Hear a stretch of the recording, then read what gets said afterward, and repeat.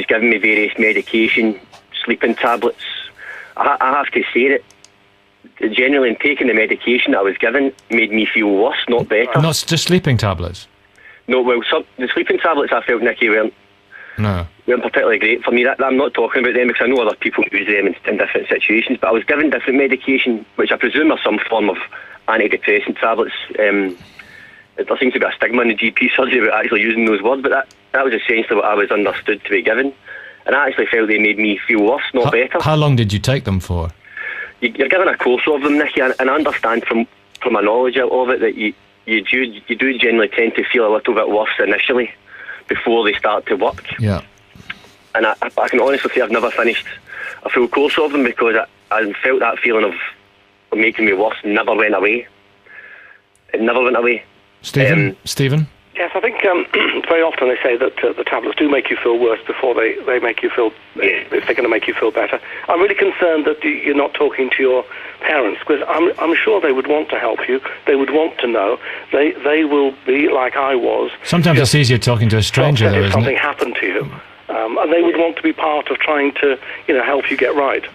I genuinely understand that. And I have to say, if it wasn't for the thought of them, if I wasn't aware of the, I always try to think of, for example, Gary Speed's case was very prominent. Think of your parents. Think what it would do to them. Yeah. Always think that. And I've seen it. And I always think to myself at the moment, I only use Gary Speed as an example because I know it's a very prominent case, but I always wonder if he could have seen the devastation that he caused, would he have done it in the first place? That's right.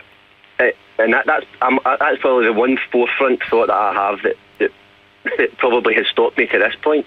Yeah. But what I would like to say though, Nicky, is, and I genuinely hope that other people who feel the same might consider this thought also, because I now feel as though, I think to any normal person, the thought of killing themselves, the thought of suicide would be horrific, something they could never even consider without a chill to the spine. But I now feel like that's something that passed through my head so often now that it's almost a normal thought process. I don't consider myself to have a fear of that, the way that any normal person would have a fear of doing that. And then my worry for myself at the moment would be that is now almost blending into a thought process for after on. That seems acceptable. If you know what I mean, to me there's no great shock in that. Whereas to yourself, there may well be. That must be the most horrible thought you might ever have. Listen, can I give your number off the air to Stephen, so maybe you can have a further conversation? Of course. Stephen, is that okay? Really yeah. Yeah, and maybe after 10 o'clock, have a conversation between yourselves. Sure. Yeah. Yeah, sure. Nicky, I just wanted to give I thought would be a useful overview to. Well, you have been incredibly, and apart from the fact I've been heartrending, and I feel for you, and what you say about thinking about your parents is incredibly moving. But I would say to you as well that what you said is universal in people who have depression, and you will have touched so many people with what you've said this morning, and you've said so many things that people will be able to relate to, and also you've said things to which people will not have understood, but maybe now understand a little bit more. Yeah, well, that was my hope. I thank you so much for calling us. You're very welcome. And you'll be Stephen and yourself. You can have a chat later on. Yes, that was quite great. Thank you. It's 9:23. More of your thoughts on this, but I think it's worth as well pointing out the Welsh national team's GP, Dr. Mark Ridgewell, has told the inquest into Gary Speed, who is, what they call in the news the peg for this, that story. He showed no sign of stress and depression. We don't know if what happened to Gary Speed had any link to depression. The coroner at the inquest also said he cannot be satisfied he intended to kill himself. Lots of questions unanswered there. But he did. And we're asking this morning, how do you know when someone is close to the brink? It's 9:24. Here's Orna. Well, Stephen Hapgood, what bravery from that caller. Steve, lots of texts, Stephen, as well. I've just listened to Steve. I've suffered like him from depression for the last 7 years. I got to a stage, I was driving down a motorway, no seatbelt at 100 miles per hour, looking for a bridge to drive into. The thought of my kids stopped me. The stress of my job at the time aggravated my condition and affected my self-esteem. Now I have a job I love, but the depression is still with me. Thoughts of suicide never far away. I'm being treated, but when it gets bad, I retreat into my head. and can't physically talk to my wife. Another one, give Steve a medal for his bravery. Keep fighting, mate. That comes from Paul. And let's speak to Vic. Alexis is a counsellor, actually. Alexis Elliott, suicide prevention counsellor. Good morning, Alexis. Good morning. And Vic is in Cheshire. Hello, Vic. Oh, good morning to you. And Nikki in Gloucester. Nikki in Gloucester. Hello, Nikki in Gloucester. Hello. What would you like to say, Nikki? I'd just like to say that often when we're looking at these things quickly in the glare of the media and everything, we're looking for a quick answer. And I think that's the problem. I don't think there is a quick answer, and I don't think there's one answer for everybody. And I think the best thing we could do is, I've suffered from depression and I've been suicidal, but I only once tried to take my life, and thankfully I got the help I needed, and it just showed me that I couldn't do it on my own. I still want to do it on my own sometimes, but it's just the process I've been through over the last 15, 20 years, I've still been despairing and I still get frustrated, but I just know that if I can keep myself going in the immediate feelings that I have, just keep my courage for that amount of time, that I will find some kind of answer, even if it only takes me for the next week. So I have been suicidal. I was taken into a mental hospital, and I can describe what it was like before I went in and what I made of it then. I just wish people knew that there was help before they needed it. And I don't just mean sufferers, I mean families, you know. In the old days, people were scared of epilepsy because they didn't understand it. And when I was at school as a teenager, I'm now in my mid-40s, we were actually taught what to do if we saw someone have a fit. And I think it's going to have to be a bit like that with emotional mental health, that somehow as a society we're going to have to learn how to do first aid until the specialists get there. It's just that because you can't see it like physical symptoms, people are more scared and they don't really want to face it. Is it something in your life, or is it something in your biochemistry, do you think? Well, I for myself, I think I was not able to grow as a child and as a teenager in a way that suited me, and I have a lot of energy and a lot of determination. So I think all of that energy's kind of stayed inside.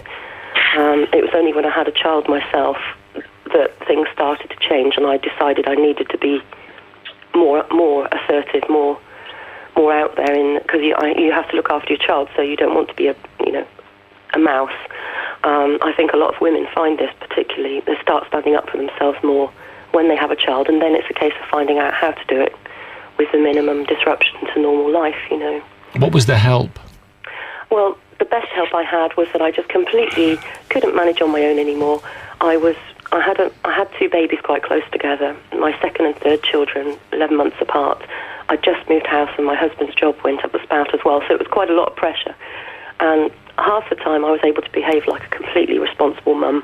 I was able to use all my skills of keeping them safe, and half the rest of the time I was trying to find out how to leave the situation with the minimum fuss.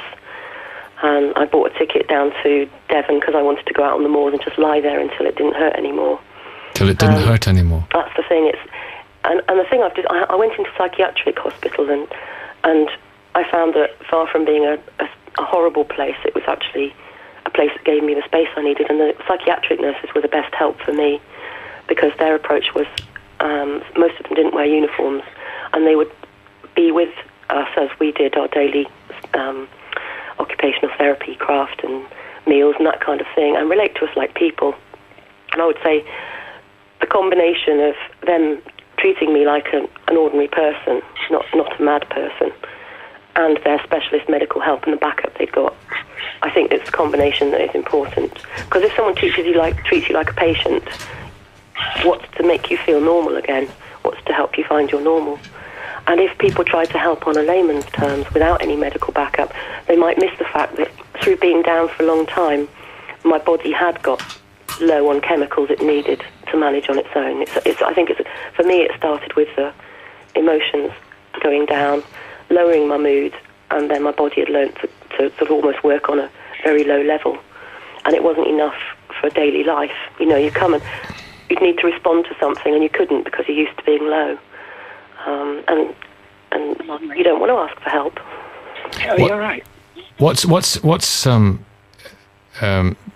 worth pointing out is that both you and Steve, from whom we heard earlier, are tremendously intelligent and articulate people. Oh, I've got 10 O-levels, 3 A-levels, and I've done 2 years at university as well. But your heart goes out to those who maybe are not so articulate and not so able to, are not so capable of self-analysis as well. Well, I think I'm not going to get religious here, but I see it as a gift. I do have faith in God, and that didn't stop me feeling suicidal, so that's an interesting journey on its own, because you can bring all sorts of religious ideas, and you should be okay like this, and you should be able to pray, and you should be able to go to help with the church. But I do actually feel that being able to talk about it is a gift, and I would really like to encourage Steve. The fact that he knows what it's like to feel so poorly, it shouldn't be a barrier to him helping other people, because I'm sure it will. Judging from helps to talk to someone who's not going to say, "Don't be stupid." Judging from the text, he's helped an enormous amount of people, and likewise, you're doing just that too. Alexis, just quickly, I will come back on this after the news, of course. But listening to Nikki, Nikki made a very important point, Alexis, at the outset. And you're a suicide prevention counsellor. This is incredibly complex, and every case is different. Yeah, definitely. And I think really what people need to understand is that talking can help. And I think it's about finding the right person to talk to, and whether that's someone that you know or whether it's someone that's a professional, then it's kind of coming to terms with kind of what you're going through and being able to make sense of those. It can take a long time on the NHS though, can't it, to see the right person?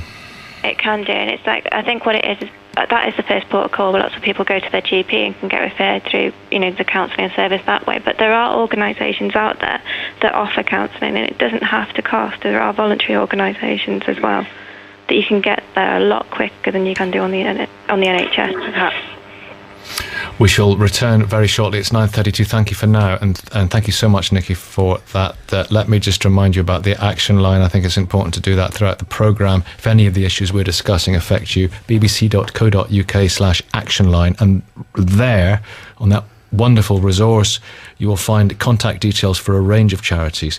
The suicide prevention charity Papyrus, represented this morning on your call by Stephen Hapgood, can be contacted on 0800 068 4141. Here's Simon with the weather. So many extraordinary texts and calls this morning. How do you know when someone's on the brink? Alexis is still with us, the counsellor. We're going to speak to Dr. Ian Banks as well. Ian is president of the Men's Health Forum, spokesperson for the BMA on men's mental health. Ian, good morning. Dr. Banks, hello. Good morning. Morning. And Jo has sent us a text. We've phoned her back. Hello, Jo. Hi. Thanks for coming on. Again, tell us your story. What happened to your daughter? It's quite a long story, but ultimately she committed suicide by hanging herself in October 2008. She had actually talked about it quite a bit prior to that and made a number of attempts. Obviously, me and her friends and all of her family had endeavoured to get her whatever help we could, but unfortunately we weren't able to stop what was, in retrospect, perhaps inevitable. Inevitable. And did she have children herself? Yes, she had 2 children, Isaac and Ruby, and Ruby was only 6 months old at the time. Isaac was a little bit older, he just turned 4. Right. What was this something that she was suffering from an early age, from early on? Could you see it developing in her? I believe so. I believe that when she was younger, that her behaviour at school didn't seem quite right somehow, that it seemed a little extreme. Okay, and the teachers were saying, she's just been naughty, she needs to do this, you need that, and sort of like the emphasis was on me being a better parent, perhaps, or I don't know. And I kept going back to the doctor and trying to get some help from some mental health professionals, and they were sort of a little bit dismissive. And when eventually her behaviour had become so extreme, it's very hard for her to even be in a school environment. She felt distressed, she'd leave, that eventually they took me seriously, but she was 11 and she just wasn't willing to accept the help. it was almost too late, because she'd become she'd got, a bit of a teenage attitude in a way, I suppose, mixed in with perhaps some of the problems she was experiencing. And it just made it almost impossible to sort of even get it. I mean, I remember once just trying to drag her into it was silly for me to try to do that, but I just remember trying to drag her into somewhere just to try and see a counsellor, and of course it wasn't really going to work, and I just couldn't make it happen, if you know what I mean. I couldn't make her. You're given a course of them, Nicky, and I understand from my knowledge of it that you do generally tend to feel a little bit worse initially before they start to work. Yeah.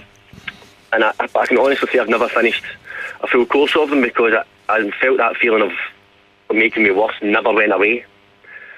It never went away. Stephen? Yes, I think very often they say that the tablets do make you feel worse before they make you feel, if they're going to make you feel better. I'm really concerned that you're not talking to your parents, because I'm sure they would want to help you. It's so often now that it's almost a normal thought process. I don't consider myself to have a fear of that, the way that any normal person would have a fear of doing that. And then my worry for myself at the moment would be that is now almost blending into a thought process for after on. That seems acceptable. If you know what I mean. To me, there's no great shock in that. Whereas to yourself, there may well be. That must be the most horrible thought you might ever have. Listen, can I give your number off the air to Stevens? She's given me various medication, sleeping tablets. I have to say that generally in taking the medication that I was given made me feel worse, not better. Not just sleeping tablets? No, well, the sleeping tablets I felt, Nicky, weren't particularly great for me. I'm not talking about them because I know other people use them in different situations, but I was given different medication, which I presume are some form of antidepressant tablets. There seems to be a stigma in the GP surgery about actually using those words, but that was essentially what I was understood to be given. And I actually felt they made me feel worse, not better. How long did you take them for? They would want to know. They will be like I was. Sometimes it's easier talking to a stranger, though, isn't it? Something happened to you. And they would want to be part of trying to, help you get right. I genuinely understand that. And I have to say, if it wasn't for the thought of them, if I wasn't aware of I always try to think of, for example, Gary Speed's case was very prominent. Think of your parents. Think what it would do to them. Yeah. Always think that. And I've seen it. And I always think to myself at the moment, I only use Gary Speed as an example because I know it's a very prominent case, but I always wonder if he could have seen the devastation that he caused, would he have done it in the first place? That's right. And that's probably the one forefront thought that I have that probably has stopped me to this point. Yeah. But what I would like to say though, Nicky, is, and I genuinely hope that other people who feel the same might consider this thought also, because I now feel as though, I think to any normal person, the thought of killing themselves, the thought of suicide would be horrific, something they could never even consider without a chill to the spine.